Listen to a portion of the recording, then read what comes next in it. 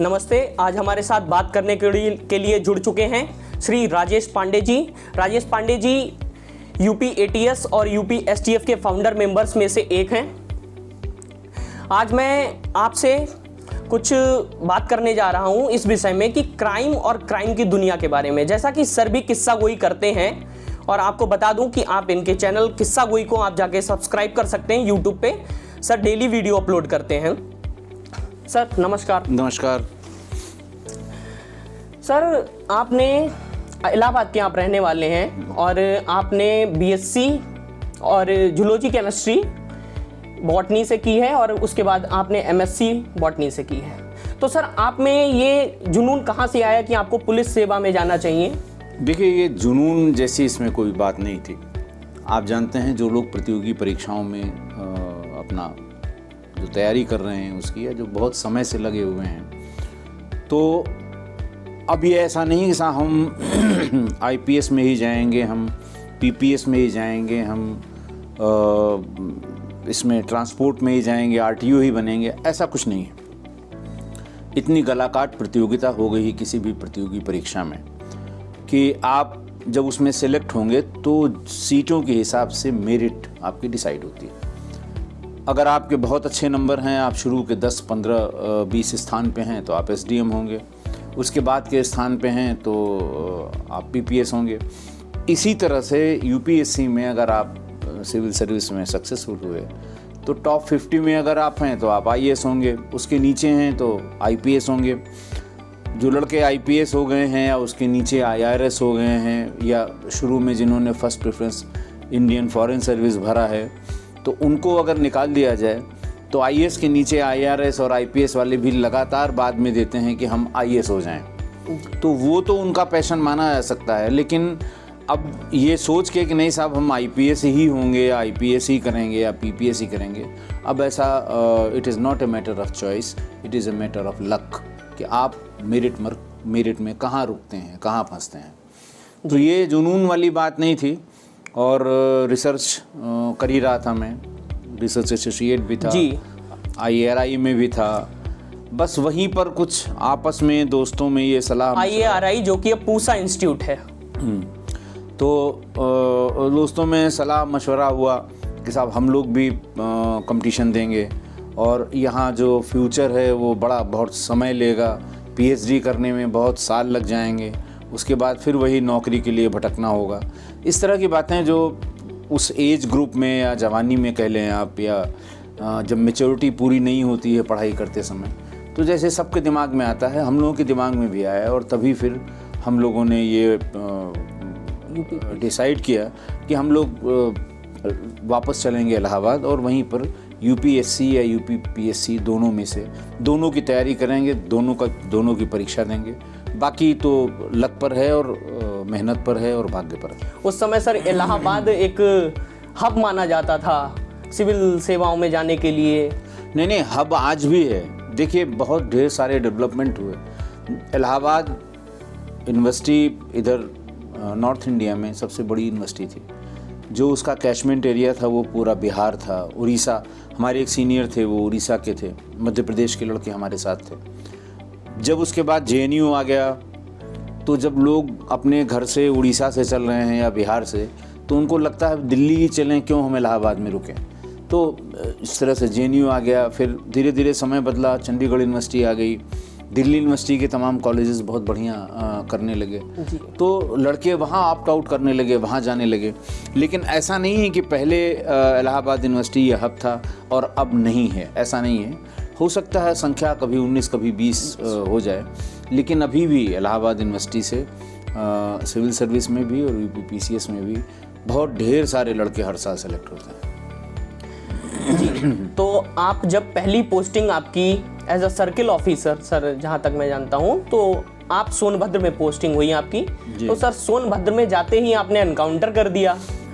देखिए, ऐसा है, एनकाउंटर शब्द के बारे में उस समय बहुत ज़्यादा हमें जानकारी नहीं थी। मैं ट्रेनिंग इंस्टीट्यूट से, पीटीसी मुरादाबाद से ट्रेनिंग करके उसके बाद फील्ड ट्रेनिंग मैंने प्रतापगढ़ में की 6 महीने। फाइनली जब पोस्टिंग हुई तो मुझे जो पोस्टिंग ऑर्डर आया उसमें आया कि साहब आपकी पोस्टिंग सोनभद्र ज़िले में हुई। मैं सही बताऊं, मुझे सोनभद्र ज़िले का भी आइडिया नहीं था, क्योंकि ये मिर्ज़ापुर से काट के नया ज़िला बना था। मिर्ज़ापुर में भली भांति जानता था, क्योंकि हमारी ननिहाल वहाँ पे है और इलाहाबाद के नज़दीक का ज़िला है। तो सोनभद्र के बारे में बहुत हमें आइडिया नहीं था। खैर हम पहुँचे वहाँ पर और यूनिवर्सिटी से गए थे, पुलिस ट्रेनिंग कॉलेज में किताबें पढ़ी थीं, तमाम जो मॉरल स्टडीज़ वहाँ पढ़ाया करते थे टीचर्स, सब किताबी ज्ञान जितना हो सकता है वो एकदम कूट कूट के भरा हुआ था। पहली ही पोस्टिंग में जब हमको दुद्धी सर्किल मिली, दुद्धी सबसे रिमोट सर्किल हमारे ख्याल से यूपी की जी। और उसके बाद वहाँ पर 3 प्रदेश मिलते हैं, उत्तर प्रदेश, मध्य प्रदेश और तब का बिहार।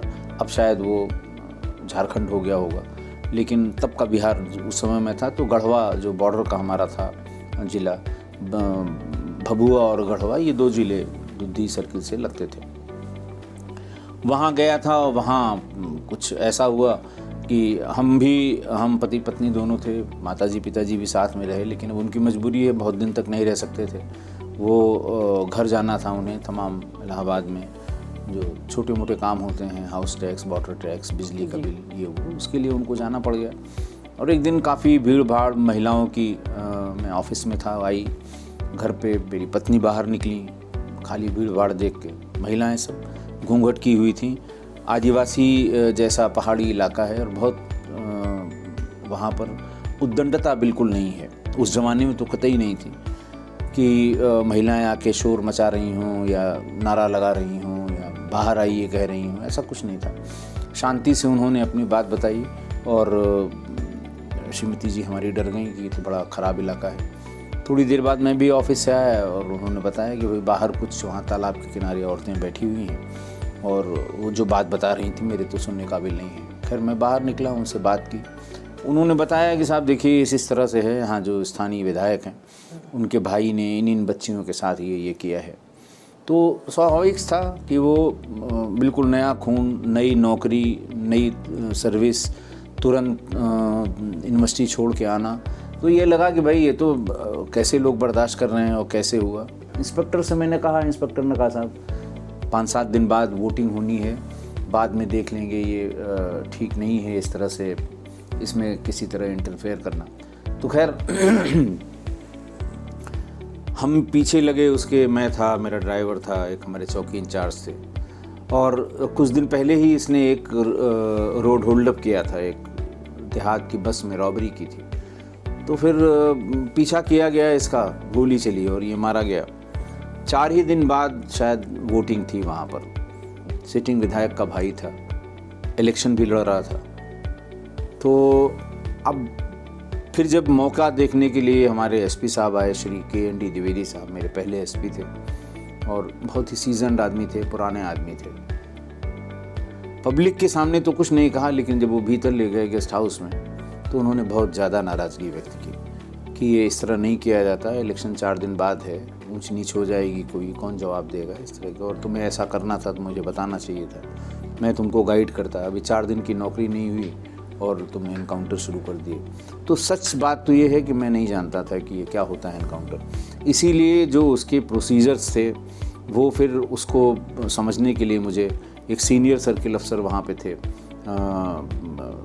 दुद्धी के अलावा पिपरी में, उनको भेजा गया था कि भाई इसमें जांच कैसे प्रोसीड करेगी, विवेचना कैसे प्रोसीड करेगी, पोस्टमार्टम कैसे होगा, इन सब चीज़ के लिए, क्योंकि मैं जानता नहीं था। कोई ऐसा नहीं कि मैंने बहुत ही अति उत्साह में, और इसमें सिचुएशन कुछ ऐसी बनती चली गई और वो दिमाग में मेरे था कि भाई इतना बड़ा आतताई, इतना ख़राब काम करने वाला आदमी कोई भी हो, जैसे आज भी आप किसी बच्चे से यूनिवर्सिटी की बहस करिए तो वो यही कहता है कि साहब कोई भी हो, कानून सबके लिए बराबर। कोई है, कौन है वो, तो जब कभी किसी लॉ एंड ऑर्डर की सिचुएशन में SSP DM भी इन बच्चों के आमने सामने खड़े होते हैं तो वो उनको भी कहते हैं कि साहब आप जाति थोड़ी करेंगे, आप वर्दी पहन लिए तो खुदा थोड़ी हो गए हैं। इस तरह की बात जो उस ज़माने में उस एज ग्रुप में लड़के करते हैं, वही मेरे भी दिमाग में आया और वो घटना हो गई। लेकिन उससे बड़ा कॉन्फिडेंस आया मेरे अंदर आगे की सेवा में, पुलिस सेवा में। फिर जो ये डर जैसी चीज़ होती है वो एकदम बिल्कुल निकल गई और फिर मैंने अब सुचारू रूप से अपने बाकी सर्विस के बाकी ज़िलों में और बाकी काम किए। जी, तो सर इसके बाद आप पर कुछ प्रेशर आया पॉलिटिशियंस की तरफ से या विधायक की तरफ से कुछ प्रेशर आया, क्योंकि विधायक का ही छोटा भाई था, तो नहीं, कोई किसी तरह का प्रेशर नहीं। और विधायक भी ऐसा नहीं है, विधायक भी सब बात जानते ही होंगे, इतने साल से वो दूसरे या तीसरे टर्म के विधायक थे, तो ऐसा नहीं कि उनसे कुछ छिपा रहा होगा।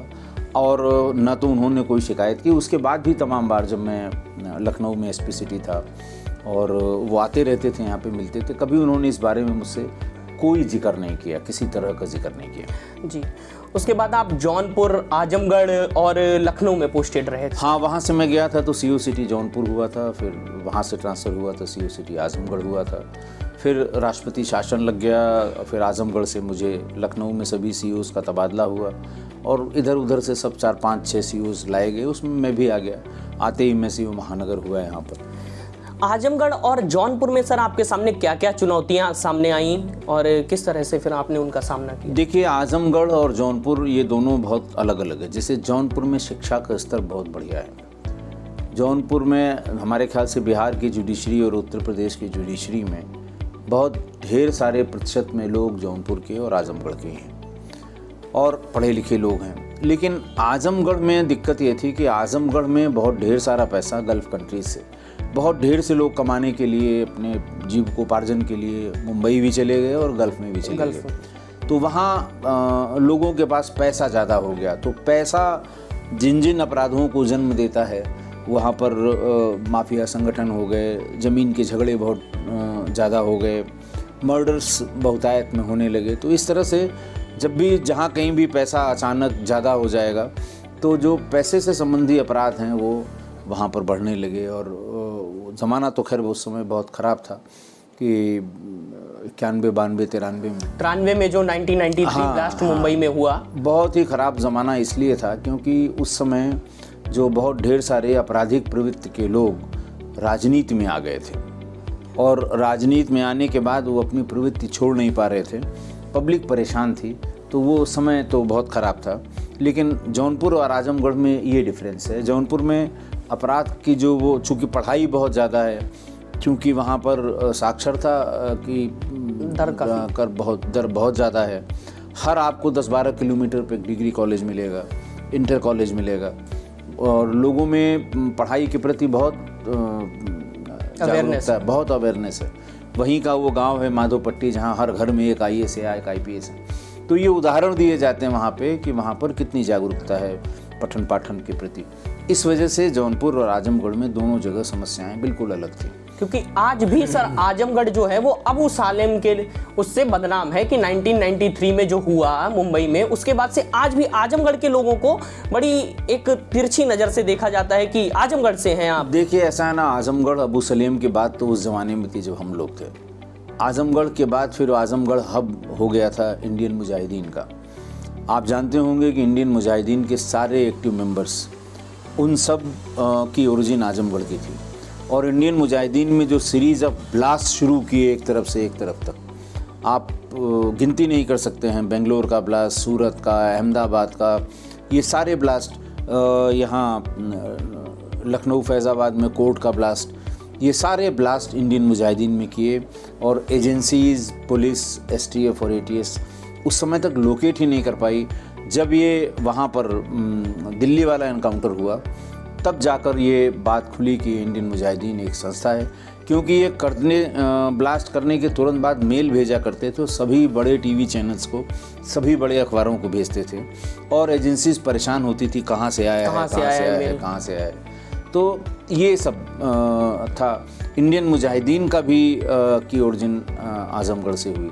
अबू सलेम वाली बात तो पुरानी हो गई थी, धीरे धीरे समय के साथ वो गर्त में जा रही थी।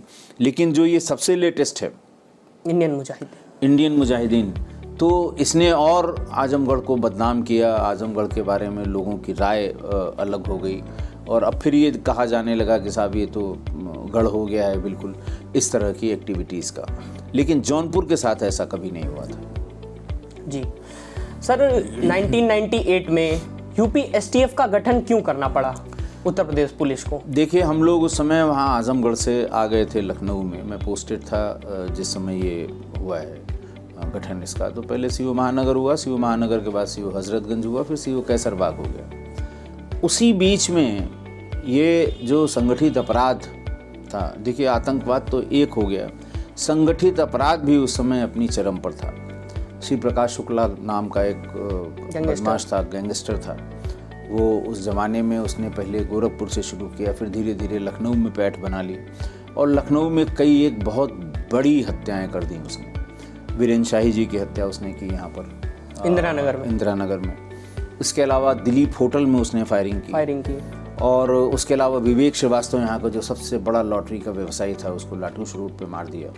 और एक एक मर्डर करने में 20-20, 25-25, 30-30, 50-50 गोलियां मारता था।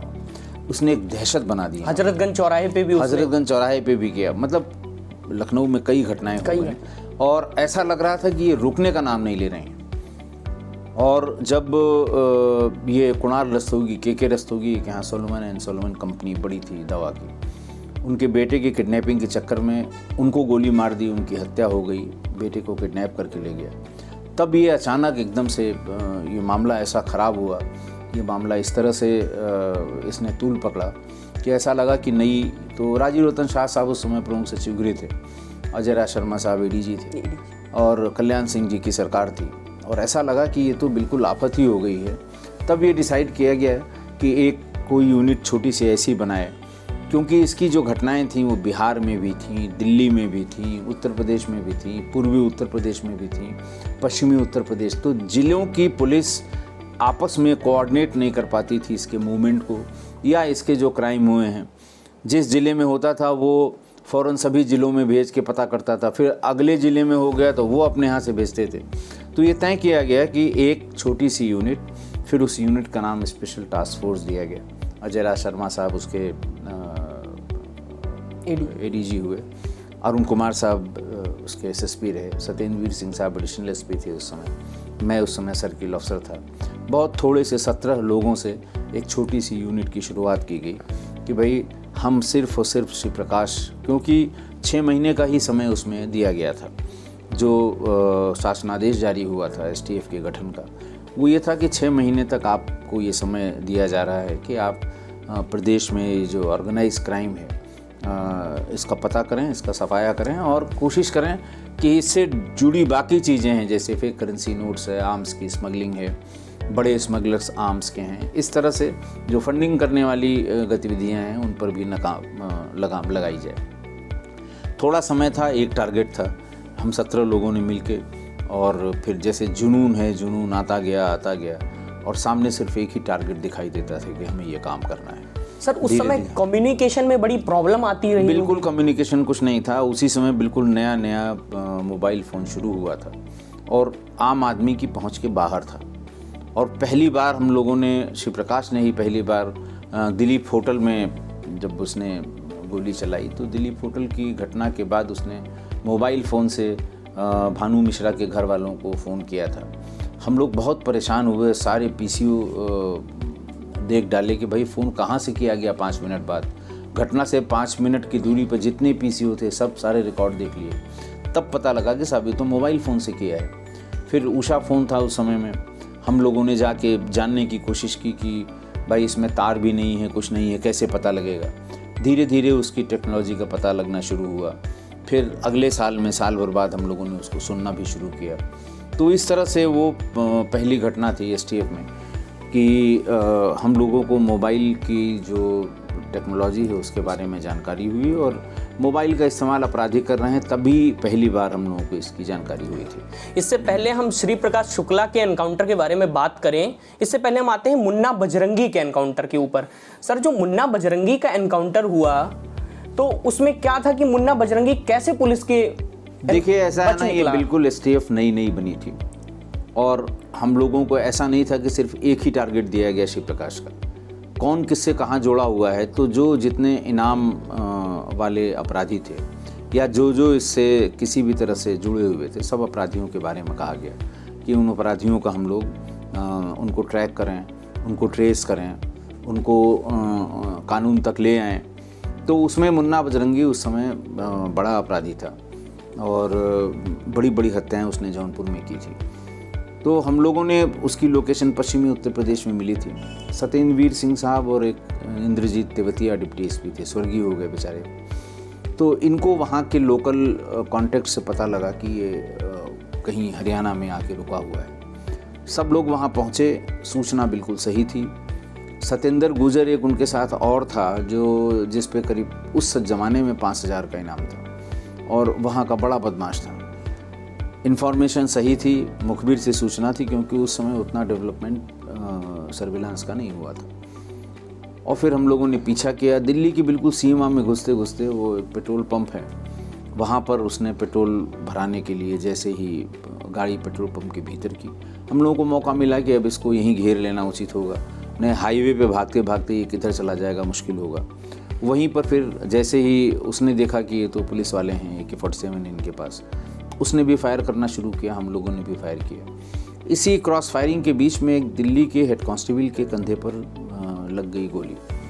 वो गिरा और ऐसा मूर्छित हुआ, ऐसा लगा कि ये बचा नहीं, इसके प्राण निकल गए। सत्येंद्र गुजर और मुन्ना बजरंगी को भी गोलियां लगी। तो ये मान लिया गया कि ये दोनों मर चुके हैं और ये इसकी भी बहुत सीरियस हालत है हेड कांस्टेबल की। तो सबको वहाँ से लाद के हॉस्पिटल ले गए। तो डॉक्टर्स ने बताया कि इसको तो ज़्यादा चोट नहीं लगी, हेड कांस्टेबल को कंधे में गोली लगी है। इसका दवा इलाज शुरू हुआ और बाकी दोनों के लिए कहा गया कि ये ब्रॉड डेड हैं, इनको ले जाइए। खैर वहाँ से मॉर्चरी ले जाया गया, लेकिन मॉर्चरी में ये नोटिस किया गया कि नहीं, मुन्ना बजरंगी की सांस चल रही है। ये फिर वहाँ से वापस लाया गया और फिर इलाज शुरू हुआ। और फिर उसके बाद जो इस बागपत जेल में फाइनली उसके विरोधी गुट ने या विरोधी मुन्ना राठी, हाँ, उन लोगों ने उसकी जेल के भीतर हत्या की। सर जेल में कोई किसी की हत्या कैसे कर सकता है, इतने जेल स्टाफ होने के बावजूद भी? देखिए, ये कोई नई घटना नहीं थी। जेल के भीतर इसके पहले भी बहुत हत्याएं हुई। बनारस में हत्या हुई है, गोरखपुर जेल में हत्या हुई है।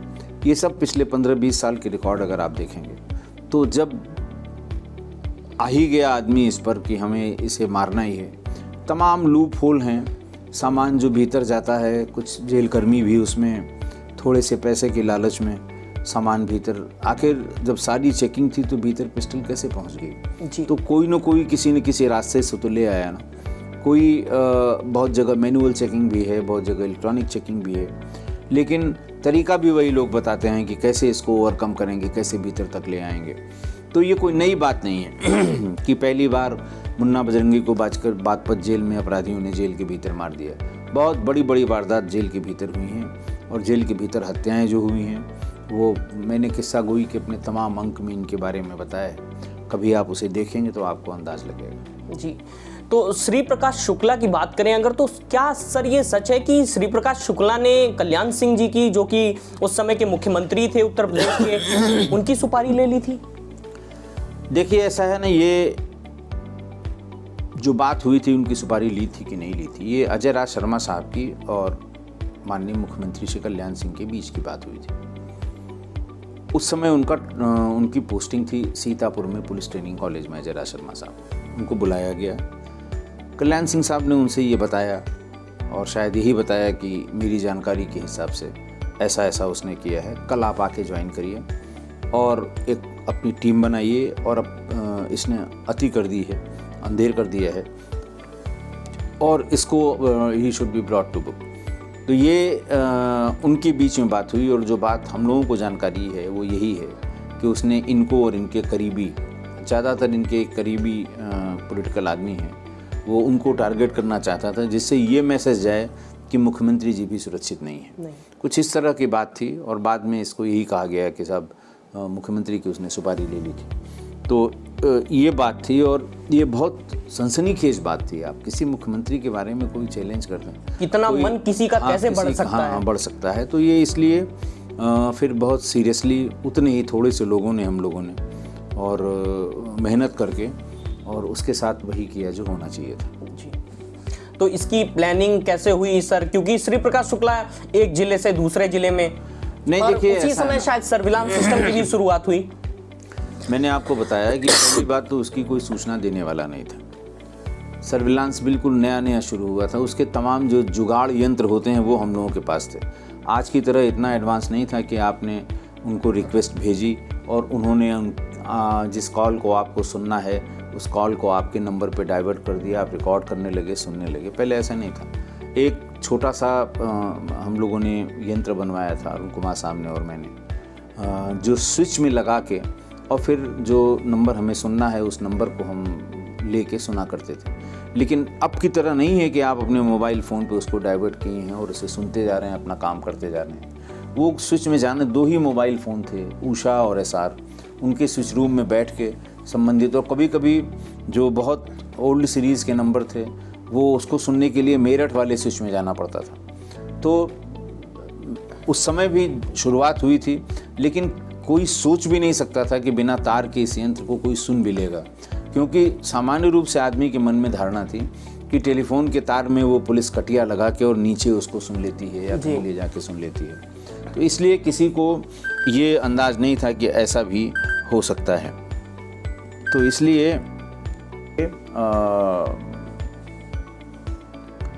वो बिल्कुल नया नया शुरू हुआ था और हम लोगों को उससे मदद मिल रही थी। दिल्ली में जब इसका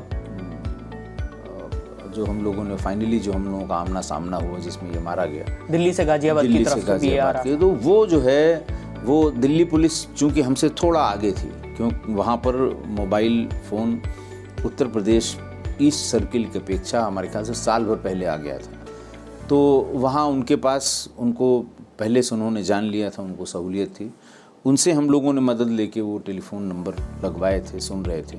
तो वहाँ हम लोगों की बड़ी मदद हो गई थी। वो ये पहला ही इंसिडेंट था जो सर्विलांस के थ्रू हम लोगों ने एक गोल अचीव किया था। जी, ऐसा कहा जाता है कि उस समय श्री प्रकाश शुक्ला के पास AK-47 नहीं थी जब ये एनकाउंटर हुआ, वरना वो इस एनकाउंटर को भी नाकाम कर देता, क्योंकि इससे पहले कहा जाता है कि कई एनकाउंटर्स को उसने फेल किया है। देखिए, ऐसा है ना, ये सब किस्से कहानियाँ हैं। उस समय उसके पास जो नहीं था वो हम लोगों को जानकारी हो गई थी, क्योंकि उसे एयरपोर्ट आना था और एयरपोर्ट से उसे रांची जाना था। तो नेचुरली जब कोई एयरपोर्ट आएगा तो AK-47 लेके नहीं लेके आएगा, चाकू भी लेके नहीं आएगा, और कोशिश ये करेगा कि उसकी इस मूवमेंट की किसी को जानकारी न हो। बाई रोड उसने अपने सारे असलहे रांची भिजवा दिए थे। जो लोग उसको वहाँ रिसीव करने आते वो सब उस गाड़ी को ले आते जिसमें असलहे थे, फिर ये अपना जिस काम के लिए जा रहा था काम करता। तो इतना जो समय लगा, हम लोग भी तो इसी तरह की चीज़ों के लिए उसके इंतज़ार में थे। और अगर AK-47 होती भी तो उसके पास एक ही तो होती जी, बहुत होती, दो होती। यहाँ तो पूरा जब जो हमारे ATS के जो साथ में हम लोगों की टीमें 5-5, 6-6 गाड़ियों से 25-25, 30-30, 40-40 लोग चलते थे, सब AK-47 और STF का मिशन ही यही था कि इसको खत्म करना है और अंत करना है। सवाल इसका ये नहीं है कि भाई लॉस ऑफ लाइफ दोनों तरफ से होती, यही तो होता जी। लेकिन ऐसा नहीं था कि वो AK-47 ले लिया तो खुदा हो गया, ऐसा नहीं था, और ना हम लोगों के दिमाग में कभी आया। लेकिन वो मौका अच्छा था कि उसे बाय एयर जाना था रांची, और सबको पता है कि जब उसे बाय एयर जाना है तो हर हाल में खाली हाथ जाएगा। सर, ये अपराधी के पास उस समय ऑटोमेटिक वेपन आना बहुत बड़ी बात है। तो देखिए, कोई बहुत बड़ी बात नहीं है। बिहार में AK-47 का इस्तेमाल पहले हो चुका था। अच्छा, बिहार का जो लीकेज है वो पुरुलिया ड्रॉप वेपन्स की वजह से है। जी, पुरुलिया ड्रॉप वेपन्स में सारे वेपन्स अकाउंट फॉर नहीं हुए थे। जो जहाँ पे गिराया जाना था शायद वहाँ गिरा नहीं पाए, कुछ जंगल में गिरे, कुछ तालाब में गिरे, कुछ पानी में गिरे, और जो वहाँ लोकल लोग थे उनको ये मिलते गए, और ये तो किसी के लिए एकदम वरदान सा हो गया। मुँह मांगा दाम दे के लोग, उनसे बदमाश लोग जो बड़े गैंगस्टर थे वो खरीदने लगे। सूरज भान के पास ऐसे कई AK-47 आ गई थी, और उसी का उन्होंने, सूरज भान ने फ़ायदा भी उठाया, और वही को लालच दे के कि अगर तुम हमारा ये काम कर दो तो एक AK-47 तुम्हें दे देंगे। इस तरह की बातों से वो AK-47 यहाँ उत्तर प्रदेश के गैंगस्टर्स के पास आ गया था। जी, तो उसके बाद 2007 में सर ATS का गठन हुआ। तो ATS के गठन से पहले 2006 में बनारस मंदिर पे हमला, उससे पहले अयोध्या में हमला। तो सर, इस तरह के हमले उत्तर प्रदेश में होना, क्योंकि उत्तर प्रदेश, कश्मीर में ऐसे हमले होते रहते थे उस समय, और उत्तर प्रदेश में अयोध्या में हमला होना और बनारस मंदिर पे हमला होना, ये काफ़ी बड़ी बात थी। और इसमें पुलिस ने किस तरह से काम किया फिर? देखिए, हमारा दुश्मन देश है, उसने अच्छी तरह से एसेस कर लिया है कि हमसे सीधी लड़ाई में वो किसी कीमत पे नहीं जी सकता जी। तो उन लोगों के लिए प्रॉक्सी वॉर, किसी को सामने रख के और युद्ध करना, प्रॉक्सी वॉर जो वो करते हैं, ये उसका सहारा लेते हैं। ये सब ट्रेंड मिलिटेंट्स हैं जो सीमा के उस पार ट्रेंड हुए हैं, उनको इसी बात की ट्रेनिंग दी गई है, उनको उनके जो ब्रेन वॉश उनका किया गया है। और फिर ये एक साथ एक सीरीज शुरू हुई 2005 के बाद। आप सोचिए कि अगर उस समय ये अयोध्या में जो अटैक हुआ था, उस मंदिर को क्षति पहुंचती तो पूरे देश में एक माहौल ख़राब होता। और हमारा दुश्मन देश यही चाहता है, क्योंकि खुद तो बर्बाद है वो, लेकिन वो उसके दिमाग में हमेशा यही है क्या ऐसा किया जाए कि अनस्टेबिलिटी आ जाए। खैर, वो किसी दो दुश्मन के बीच सोच यही होती है। अगर दुश्मनी है और दुश्मन एक दूसरे को मानते हैं तो वो चाहते हैं कि उनके यहाँ अस्थिरता हो, वो हर फ्रंट पे कमज़ोर हों ताकि हम मजबूत हों। तो कोई नई बात नहीं है, लेकिन वो ये सब चालाकियाँ करता रहा है कि वो कैसे डीस्टेबलाइज करिए, कैसे कम्युनल फ्लेयर अप वहाँ पर करिए, कैसे किसी वीआईपी को आप मार दीजिए तो वहाँ चारों तरफ हल्ला दंगा हो जाए। तो ये चीज़ें हैं, ये उनके दिमाग में, ये उसी का पार्ट था। सर, वो फिदायीन हमला था? कौन सा? जो हाँ, फिदायीन हमला था। 5 के 5 मारे गए जिन्होंने अयोध्या पर सीआरपीएफ ने न्यूट्रलाइज किया था। सब सारे के 5 के 5 उसमें न्यूट्रलाइज किए गए थे जी। उसमें कुछ सीआरपीएफ के लोग भी इंजर्ड हुए थे। अब वो तो देखिए, सुबह का ऐसा समय था कि उस समय ड्यूटी चेंज होती है 8 बजे। हाँ। लेकिन सीआरपीएफ को एडवांटेज ये था कि वो ऊंचाई पे था। इन्होंने भी बिल्कुल अच्छा अपना जो इनका प्लान था उसको परफेक्टली एग्जीक्यूट किया था। उस जीप को जो फेंसिंग पहले बनी हुई थी उसके पास लगाया, आरडीएक्स से उड़ा दिया। जो उसकी फेंसिंग थी वो गिर गई, उसी के रास्ते पैदल ये घुसे। लेकिन इन्होंने जो ग्रेनेड लॉन्चर से ग्रेनेड्स डाले वो फटे नहीं। अगर वो फटे होते तो बहुत नुकसान होता। जो सोशल फैब्रिक है उसका, देश का, उसका बहुत नुकसान होता जी। उसके बाद सर, लखनऊ और फैजाबाद की जिला अदालतों में भी विस्फोट हुआ। देखिए, मैं बताऊं आपको, इस तरह की छोटी छोटी करके बहुत ढेर सारी घटनाएं 2004, 5, 6 और 7 में इंडियन मुजाहिदीन का उदय भी, इसी वजह से सर एटीएस का गठन करना पड़ा। ये हुई। और जो आतंकवादी घटनाएं थी, इस तरह की घटनाओं के बारे में पहले एसटीएफ ही इसको इन्वेस्टिगेट करती थी, इसके मौके पर जाती थी। लेकिन जब ये लगातार कई घटनाएं हो गई तो ये कहा गया कि जैसे बाकी प्रदेशों में जो आतंकवादियों से की वजह से परेशान हैं, जैसे एटीएस मुंबई थी और स्पेशल सेल दिल्ली थी, तो इसी तरह से इतने बड़े स्टेट को में जो ये घटनाएं हो रही हैं, इनका डॉक्यूमेंटेशन करने के लिए, इनसे लड़ने के लिए, इसका पता करने के लिए हमारी भी एक यूनिट होनी चाहिए। तब एटीएस का गठन किया गया था जी।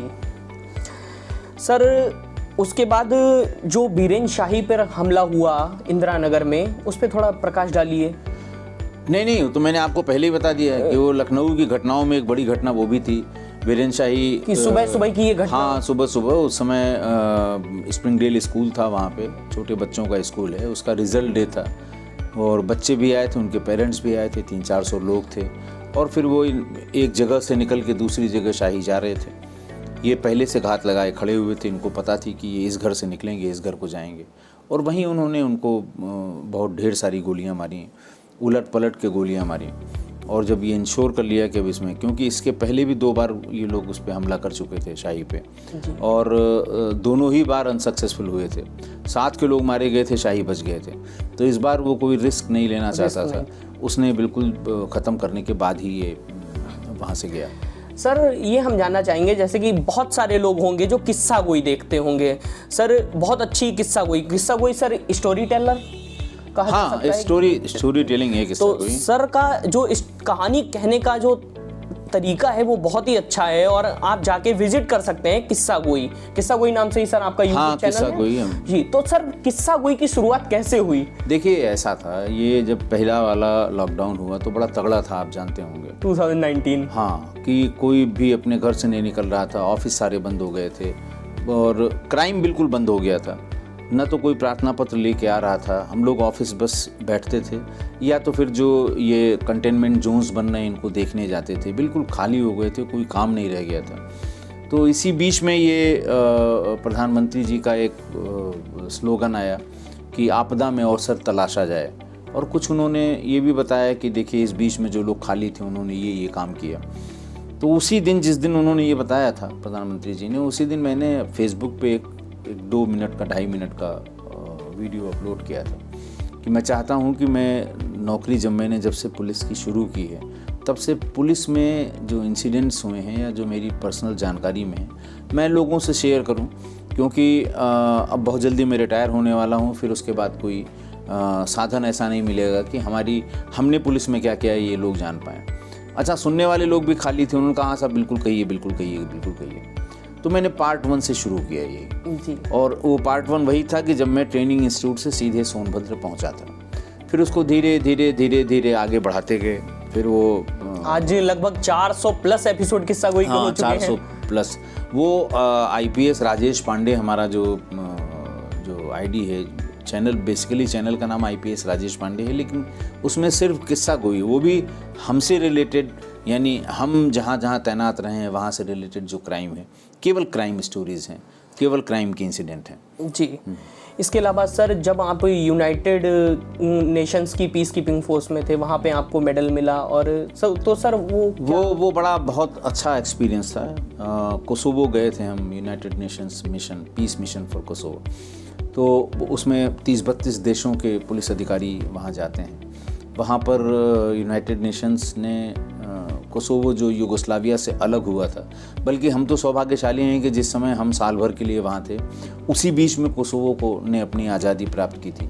हम उस क्षण के भी गवाह हैं जब रात में 12 बजे वो देश आज़ाद हुआ था, और पूरे देश में AK-47 ऐसी चली थी, वो सिर्फ फिल्मों में देखी थी, हम लोगों ने कभी ग्राउंड पे देखी नहीं थी। खुशी में लोगों ने AK-47 चलाई थी। झगड़ा उनका यूगोस्लाविया से था, वैसे तो ये जातीय हिंसा थी, और ये देश बिल्कुल अलग हो गया।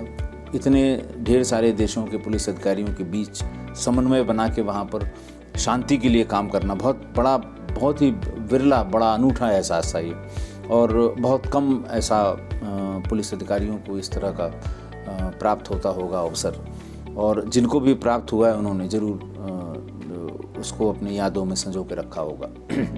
सर, अफवाहों को शांत करने में पुलिस किस तरह से रोल अदा करती है, कि जैसे मुंह नुचवा वाली अफवाह थी, इससे काफ़ी कुछ। देखिए, उस ज़माने की जबकि आप बातें कर रहे हैं, उस समय कम्युनिकेशन का कोई साधन नहीं था कि फला गांव में साहब वो मुंह नोच ले गया है आदमी। अब उस गांव में कंफर्म कैसे किया जाए? 50 किलोमीटर दूर का गांव है, या तो कोई आदमी जाए वहाँ से वहाँ तक, या वहाँ का कोई आदमी यहाँ आए, तभी बता सकता है कि साहब ये बात सही है कि नहीं सही है। नहीं। तो उस समय अफवाहों ने बड़ा नुकसान किया था, खासकर उत्तर भारत का बहुत बड़ा नुकसान किया। लेकिन अब ऐसा नहीं है। अब अफवाह का ये है कि अगर किसी ने बताया कि साहब फला मोहल्ले में ऐसा हो गया है, जैसे चोटी कटवा चला अभी जल्दी चला, मैं SSP अलीगढ़ था, तो वो 4-5 दिन में ख़त्म हो गया। अफवाह उड़ी कि साहब फला गांव में फला औरत की चोटी काट दी गई, और उस गांव में किसी को मोबाइल से लोगों ने फ़ोन किया कि भैया चोटी, उनका नहीं साहब यहाँ तो ऐसी कोई बात नहीं है। धीरे धीरे करके 4-5 दिन में ही वो डाई डाउन हो गया। लेकिन उस समय तो बहुत बड़े बड़े दंगे अफवाहों पे हुए। मुंह नोचवा जैसा, मतलब आप समझिए वो दौर जिस किसी को याद है कि बाप रे बाप, वो पूरा रात पूरा गाँव जागता था, और महीनों जागता था। इधर उधर की जो मारपीट हुई वो भी मुंह नोचवा के खाते में चली गई। बहुत ढेर से लोगों की हत्या हो गई इसी मुंह नोचवा के चक्कर में। बस वही सिर्फ ही कम्युनिकेशन के साधन नहीं थे। अब ऐसा बहुत नहीं रेयर है, ऐसा संभव नहीं है। हाँ। तो सर, ये जो इससे पहले बात करें, लेट 90s में जब आए तो बाबरिया गैंग थी, तो सर बाबरिया, देखिए मैंने आपको बहुत बार बताया, देखिए जिसका जिक्र आपने किस्सा गोई में भी किया है, में बहुत बार बताया है। बाबरिया के बहुत बड़े इसी लखनऊ में 2 सबसे बड़े डॉक्टर मधु टंडन, डॉक्टर रानू टंडन कैंसर हत्या हुई थी। पहले कैंसर स्पेशलिस्ट थे। बाबरिया घुसे, उन दोनों को मार दिया। 4 साल की एक बच्ची थी। ये बच्चियों को नहीं मारते हैं, जो जिस ये उसके हैं जो इनकी राजस्थान से सर आते हैं ये लोग? हाँ, बावरिया हैं, बहुत ढेर सारी हैं, बावरिया हैं, बातू हैं, सांसी हैं, पारदी हैं, बहुत ढेर सारी इनकी अलग अलग प्रजातियां हैं। और सब ये क्रिमिनल ट्राइब्स हैं, जनजातियां हैं, इनके अपने नियम कानून हैं, अपनी पूजा पाठ है, अपने टोटके हैं, ये उन टोटकों को फॉलो करते हैं वो इस तरह से। लेकिन ये भी तभी सक्सेसफुल हुए थे या तभी इनका दौर चला था जब कम्युनिकेशन का साधन नहीं था। और 2010 के बाद जब फुल्ली इक्विप्ड हो गया, पब्लिक के पास भी सबके पास मोबाइल आ गई, मोबाइल फ़ोन आ गया और पुलिस बिल्कुल अच्छी तरह से इक्विप्ड हो गई और थाने इक्विप्ड हो गए इससे, उसके बाद से बावरिया की घटनाएं बंद हो गई, ऑलमोस्ट ख़त्म हो गई। पहले ये 3-3, 4-4 घंटे कई घरों को टारगेट करके उनके साथ बेरहमी से मारपीट करते थे। मुरादाबाद का एक किस्सा है जिसमें 4 घरों में डकैती डाल के 9 लोगों को जान से मार दिया था, पूरा गांव सड़कों पर आ गया था, बावरिया ने किया जी। और एक इनकाउंटर है जो जौनपुर या बनारस की तरफ में हुआ था, बक्सा में हुआ था, जिसमें 8 बावरिये मारे गए थे। उसके बाद से भी कम हो गया, लेकिन उसके बाद तो फिर ये मोबाइल का दौर आ गया। अब तो क्राइम वही सक्सेसफुल है या वही लोग कर रहे हैं जो हिट एंड रन क्राइम है। 5-7 मिनट 8 मिनट के भीतर जो क्राइम एग्जीक्यूट हो जाए वही करते हैं लोग, उसके बाद फिर वहाँ से निकल लेते हैं। क्योंकि अगल बगल वाला भी, अनकंसर्न आदमी भी अगर कंट्रोल रूम को 112 में फ़ोन करेगा तो शहरों में 10 मिनट में, 8 मिनट में और देहातों में 20 मिनट में पुलिस पहुंच जाती है।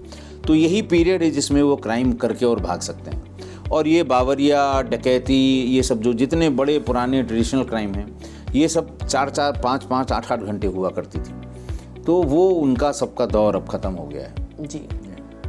हमसे बातचीत करने के लिए सर बहुत बहुत धन्यवाद, शुक्रिया आपका। चलिए, आपका बहुत बहुत धन्यवाद। आप इसी तरह से आगे बढ़ें, तरक्की करें जी। आप जो भी कोर्स है आपका, उसमें आप successful. Thank you ji, thank you.